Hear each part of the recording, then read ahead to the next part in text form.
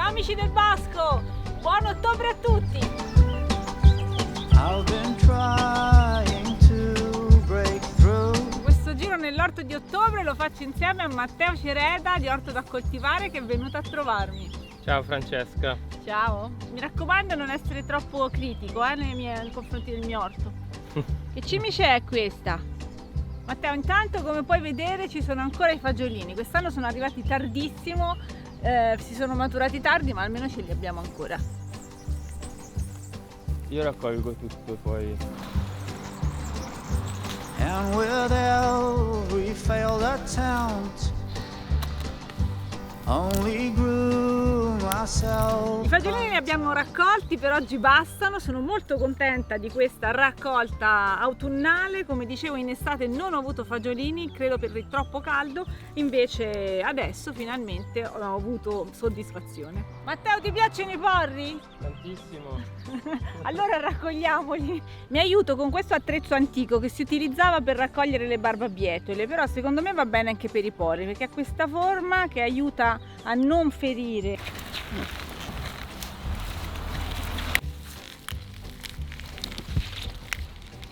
Mazza, potente, eh? Questo è buono. Tanto bianco.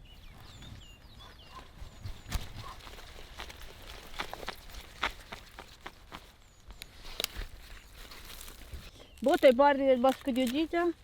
Direi 10. Wow! Dal profumo.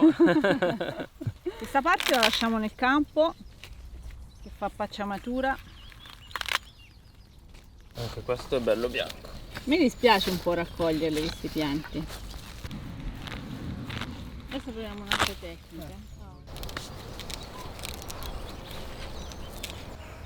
Buono!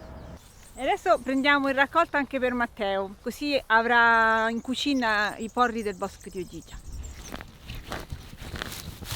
Non ce la fa.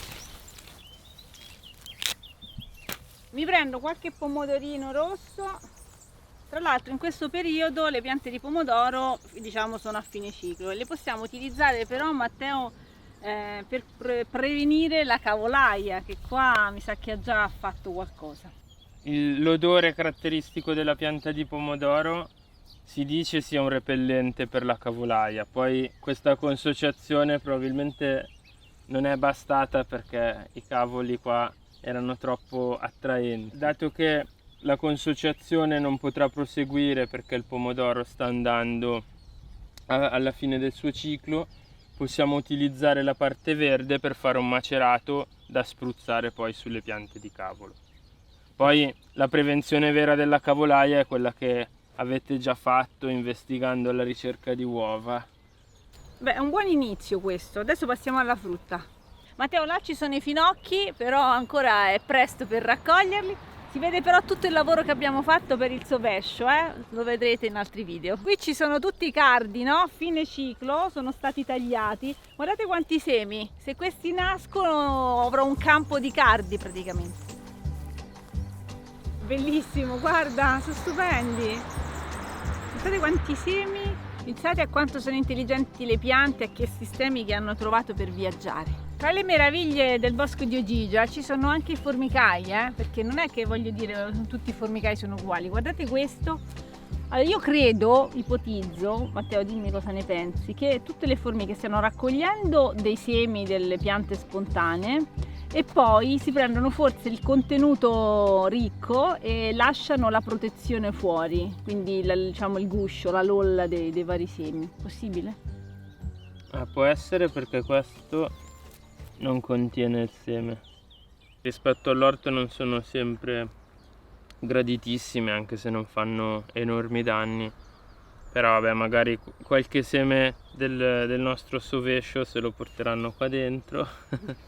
È molto interessante il loro comportamento rispetto agli afidi, quindi dato che sono interessate alla melata che producono gli afidi, effettuano praticamente un allevamento, quindi magari può essere un po' antipatico perché portano in giro questi insettini da una pianta all'altra. Ok, siamo sotto al melo. Adesso raccogliamo le mele, lo facciamo senza arrampicarci, mi raccomando utilizzate altri sistemi più intelligenti delle scale perché sono un po' pericolose. Allora questo melo, Matteo, se hai visto il video, è quello che ha potato Pietro Isola quando è venuto a trovarmi. Stiamo preparando un corso proprio focalizzato sulla potatura e sta venendo una cosa molto carina. Insieme tra l'altro anche a Giada, che è protagonista, autrice della tua maglietta, che sta facendo delle illustrazioni a supporto per spiegare un po' l'albero. Onestamente di mele buone da raccogliere ne abbiamo veramente poche. Questa pianta deve ancora fare progressi e noi con lei. Comunque andiamo a raccogliere quelle che ci sono.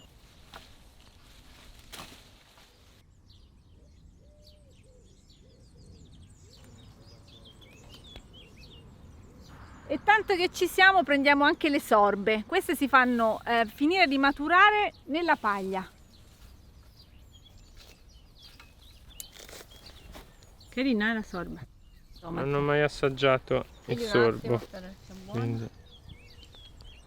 Mamma, è dolcissimo, buono. Matteo, se vuoi possiamo anche provare questi, sono i frutti del biancospino, io li mangio. Io assaggio tutto. Condividiamo che è l'ultimo.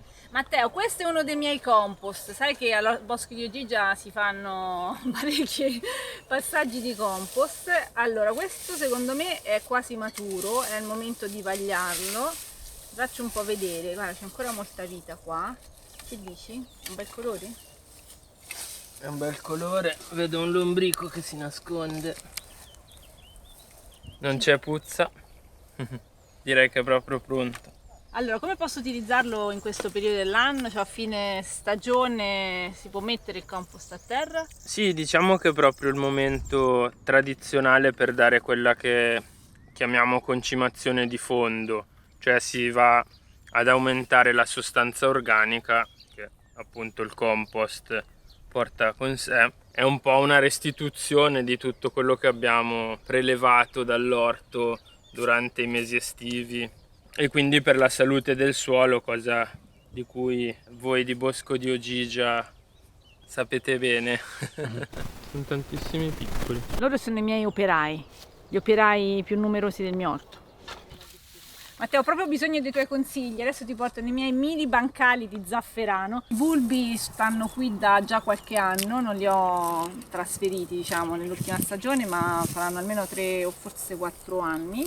Almeno 3 stagioni che stanno qua. Come la vedi la situazione? Ancora non vediamo niente spuntare. Allora, non è proprio un buon segno, perché a ottobre dovremmo già vedere le spate, quindi quelle piccole zanne bianche che bucano il terreno. Francesca, vedi questo qua?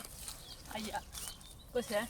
Questa qua è molto probabilmente la galleria di un topo che ha trovato i bulbi.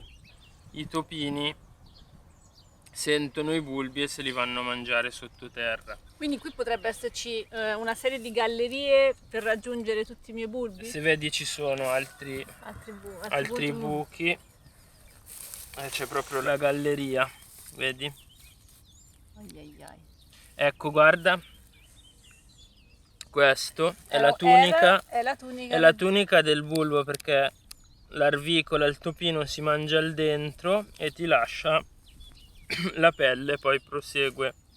Sono un po' triste per il mio zafferano, a dire la verità. Sarà per la prossima volta. Mi sa che però il problema dei topi adesso lo dobbiamo affrontare in qualche modo. Adesso capisco cos'è questo buco gigante qua apparso. Sarà stato il topo gigante. Avete anche voi problemi di topi? Se avete delle idee, dei suggerimenti, scrivetemeli su come allontanarli e eventualmente poi lavoriamo ad un video. E qui siamo all'orto elementare, un orto molto particolare, andate a vedere il video. Comunque adesso è il momento di gestire le erbe spontanee che stanno nascendo proprio abbondantissime e vanno trattenute, non eliminate ma controllate. I've been a pushover. Matteo, grazie davvero per questa visita e per tutto l'aiuto che mi hai dato. Io vorrei che tu tornassi e quindi aprirei questa raccolta firme. Scrivete orto da coltivare sotto nei commenti, così convinciamo Matteo a continuare a collaborare e a venirci a trovare e a farlo apparire in video, che lui sfugge. Sei d'accordo? Sai che io il video non lo amo moltissimo, mi sono divertito più a seminare il sovescio. Va bene. Grazie a voi che avete visto il video, che siete arrivati fino a questo punto. Noi andiamo a mangiare, quindi ci vediamo presto anche con Matteo di Orto da Coltivare. Ciao! Ciao! Transcendent, you will find. Transcendent, you will find.